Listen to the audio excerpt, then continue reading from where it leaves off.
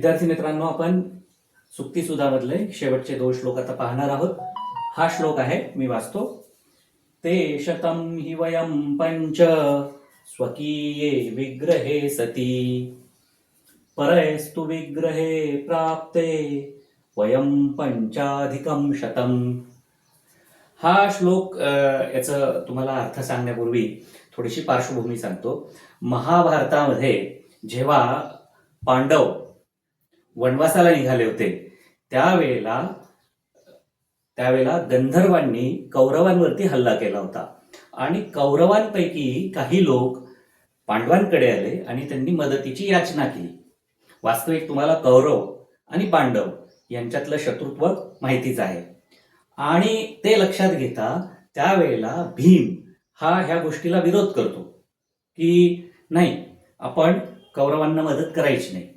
त्यावेळेला धर्मराज युधिष्ठिर भीमाला समजून सांगताना हा श्लोक म्हणतात. अशी ह्या श्लोकाची पार्श्वभूमी आहे. काय म्हणतात धर्मराज युधिष्ठिर?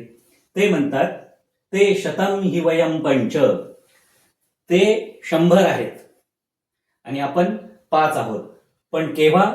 स्वकीये विग्रहे सती, जेव्हा आपसामध्ये आपल्या काही भांडण होईल, म्हणजे कौरव आणि पांडवांमध्ये जेव्हा एखादं भांडण उद्भवेल, एखादा वाद उद्भवेल, त्यावेळेला आपण 5 आणि ते 100 अशी गणना असेल. परंतु परैस्तु विग्रहे प्राप्ते, म्हणजे म्हणजे आपल्या कौरव आणि पांडवांव्यतिरिक्त कुणाशी जर आपलं भांडण उद्भवलं तर त्यावेळेला वयम पंचाधिकम शतम, त्यावेळेला आपण पंचाधिक शतम म्हणजे 105 असू. काय याचा गर्भित अर्थ मित्रांनो? याचा अर्थ असा आहे की ज्यावेळेला आपल्यात भांडत असेल त्यावेळेला ते 100, आपण 5. पण जेव्हा परकीय कुणीतरी आक्रमण करून येईल, परकीयांशी भांडण होईल, त्यावेळेला मात्र आपण एकत्र येऊन युनिटीनं, एकतेने 105 जण म्हणून लढायला पाहिजे आणि म्हणूनच आपण कौरवांच्या मदतीला जायला पाहिजे, असं ह्या ठिकाणी युधिष्ठिर कुणाला सांगतात? भीमाला सांगतात. पंचाधिकम शतम हा शब्द थोडासा लक्षात घ्या. पंचाधिकम शतम म्हणजे काय? पंच अधिकम शतम. पंच म्हणजे काय तुम्हाला माहिती आहे? 5 अधिक 100 म्हणजे 105. पंचाधिक शतम. मी परत एकदा हा श्लोक वाचतो, माझ्या मागे तुम्ही म्हणायचं आहे. ते शतं हि वयं पंच स्वकीये विग्रहे सती परैस्तु विग्रहे प्राप्ते वयं पंचाधिकं शतम. शेवटचा श्लोक सुक्तीसुधामधला. पठक पाठकश्चैव ये चान्ये शास्त्रवाचकाः सर्वे व्यसनिनो ज्ञेया यः क्रियावान् स पंडितः. हा पुढचा श्लोक पंडिताचं लक्षण सांगतो. म्हणजे बऱ्याच जणांना वाचनाचं व्यसन असतं, ते सतत वाचतच राहतात, बुकिश असतात आपल्या आजच्या भाषेत सांगायचं तर. परंतु खरा पंडित कोण, त्याचं इथे लक्षण सांगितलंय. पठकः पाठकः च एव, पठक आणि पाठक, शिकणारा आणि शिकवणारा, तसेच ये चान्ये, अन्य शास्त्राचं वाचन करणारे, सर्वे व्यसनिनो ज्ञेया, सगळ्यांना व्यसनी समजावं, सगळे नादिष्ट आहेत केवळ. पण खरा पंडित कोण? एका शब्दामध्ये सांगितलंय, जो यह क्रियावान, जो शिकलेलं ज्ञान आचरणात आणतो, कृतीत आणतो, तो खरा पंडित होय. यह क्रियावान स पंडितः. अतिशय सोपा श्लोक आहे, मी म्हणतो, माझ्या मागे आपण म्हणायचं आहे. पठकः पाठकश्चैव ये चान्ये शास्त्रवाचकाः सर्वे व्यसनिनो ज्ञेया यः क्रियावान् स पंडितः. मित्रांनो, आता ह्या 2 श्लोकांवरचे प्रश्नोत्तर आपण पाहूयात. 7व्या श्लोकावरती पहिला प्रश्न आहे, माध्यम भाषया उत्तरत वयम पंचाधिकम शतम इति सुक्तीम स्पष्टीकृत. म्हणजे अर्थात हा 7वा श्लोकच त्याचा सगळा आपल्याला अर्थ सांगायचा आहे. तो आपण ऑलरेडी सांगितलेला आहे. वयम पंचाधिकम शतम ते शतम ही वयम पंच स्वकीये विग्रहे सती परेस्तु विग्रहे प्राप्ते वयम पंचाधिकम शतम. थोडक्यात परत एकदा सांगतो की युधिष्ठिर हे भीमाला समजावून सांगताना म्हणतात की आपल्या ज्या वेळेला भांडण असेल तेव्हा आपण 5 आणि ते 100 आहोत, परंतु जेव्हा परकीयांचं काही आक्रमण येईल, म्हणजे आपल्या दोघांव्यतिरिक्त एखादं जर संकट उभं राहिलं, तर त्यावेळेला आपण 105 आहोत आणि 105 म्हणून आपण सगळे कौरव पांडव एक म्हणून लढलं पाहिजे, असं त्या थोडक्यात अर्थ त्या श्लोकाचा आहे. पुढचा प्रश्न आहे, श्लोकात सप्तम्यंत पदानी चिनुत लिखतच. तर श्लोकामधले सप्तमी असलेले जे पद आहेत सप्तम्यंत, ते निवडायचे आहेत आणि लिहायचे आहेत. तर सप्तमी अंती असलेले बघा, ते शतम ही वयम पंच केव्हा स्वकीये सप्तमी. स्वकीये हा सप्तम्यंत शब्द आहे. विग्रहे सप्तम्यंत शब्द आहे. सती परैस्तु विग्रहे प्राप्ते वयम पंचाधिकम शतम. म्हणजे 3 सप्तम्यंत पद यात आलेले आहे. एक पहिला आहे स्वकीये, दुसरा आहे, मी लिहून दाखवतो तुम्हाला या ठिकाणी, सप्तम्यंत पद.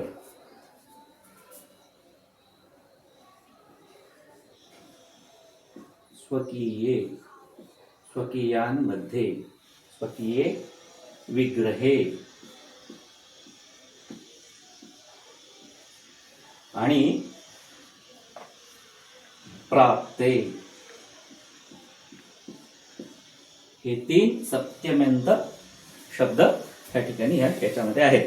आणि पुढचा प्रश्न आहे ह्याच श्लोकावरचा, तो आहे श्लोकात संख्यावाचकानी चिनुत लिखतच. ह्या श्लोकामध्ये संख्यावाचक असलेले शब्द कोणते आहेत? 2च शब्द आहेत. एक आहे शतम, ते शतम, आणि दुसरं वयम पंच, शतम आणि पंच. मित्रांनो, शेवटच्या आणि 8व्या श्लोकावरचे आपण प्रश्नोत्तर पाहूयात. पहिला प्रश्न आहे, संधी विग्रहम कुरुत. संधी विग्रह करायचा आहे, म्हणजे पाठकश्चैव हा शब्द आहे. पाठकश्चैव याचा संधी विग्रह कसा होतो? पाठकः च एव, पाठकः च एव. दुसरा शब्द आहे चान्ये,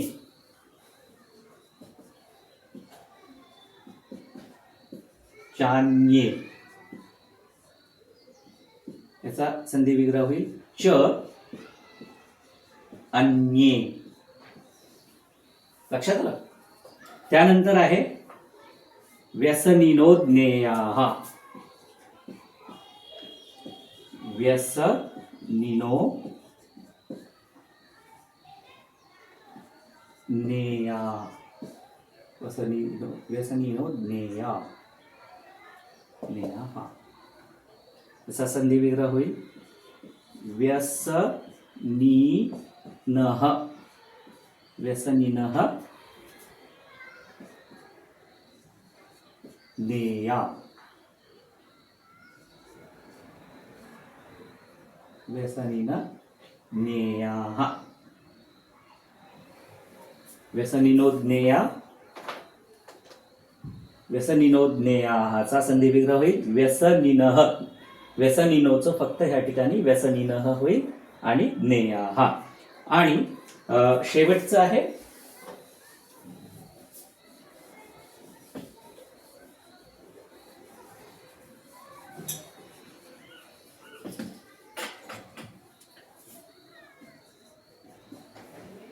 क्रियावांस पंडितः.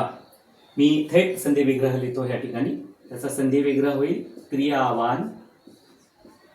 प्रश्नातच इथं अर्ध उत्तर लिहिलेलंच आहे. क्रियावान अधिक स अधिक पंडितः. ह्यानंतर दुसरा प्रश्न आहे, यातलाच एक वाक्येन उत्तरत. के व्यसनिनः उक्ताः. के व्यसनिनः उक्ताः. व्यसनिनः कुणाला म्हटलं जातं? पठकः, पाठकश्चैव. हो की नाही? श्लोक तुम्ही जर परत आठवला, पठकः पाठकः च शास्त्रवाचकाः सर्वे व्यसनिनः ज्ञेयाः. हेच त्याचं उत्तर आहे. कः पंडितः उच्यते. पंडित कोणाला म्हटलं जातं? यः क्रियावान स पंडितः. त्यानंतर माध्यम भाषेमध्ये उत्तर लिहायचं आहे. तिसरा प्रश्न, पांडित्यम कस्मिन वर्तते. यथार्थः पंडितः कः. हे दोन्ही उपप्रश्न आणि प्रश्न दोन्हीचा अर्थ साधारणपणे एकच आहे की पांडित्य कशामध्ये आहे. पंडित, यथार्थ पंडित कोण आहे?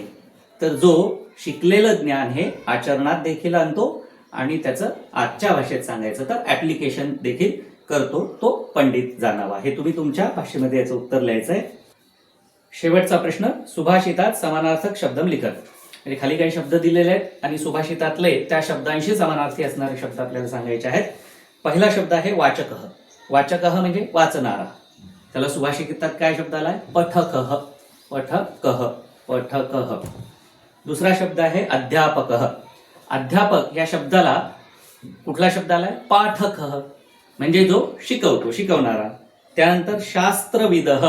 शास्त्रविदः याला शास्त्रवाचकः असा शब्द सुभाषितामध्ये आलेला आहे. कार्यकर्ता. कार्यकर्ता ह्या शब्दाला क्रियावान असा शब्द, समानार्थी शब्द आपल्या सुभाषितात आहे. विद्वान. विद्वान ह्या शब्दाला पंडितः. आणि बोद्धव्याः. बोद्धव्य म्हणजे जाणावे, जाणणे. मग बोद्धव्याः ह्या शब्दाला समानार्थी शब्द आलेला आहे ज्ञेयाः. मित्रांनो, अशा पद्धतीने आपलं सुक्ती सुद्धा हा जो पाठ आहे हा संपूर्ण झालेला आहे. 4 व्हिडिओमध्ये आपण हा पूर्ण पाठ शिकवलेला आहे आणि त्याची टेक्स्टबुक मधली त्याच्या सगळी प्रश्नोत्तरं देखील आपण घेतलेली आहे.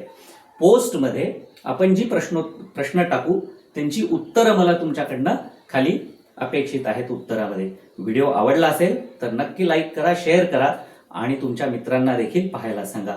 धन्यवाद.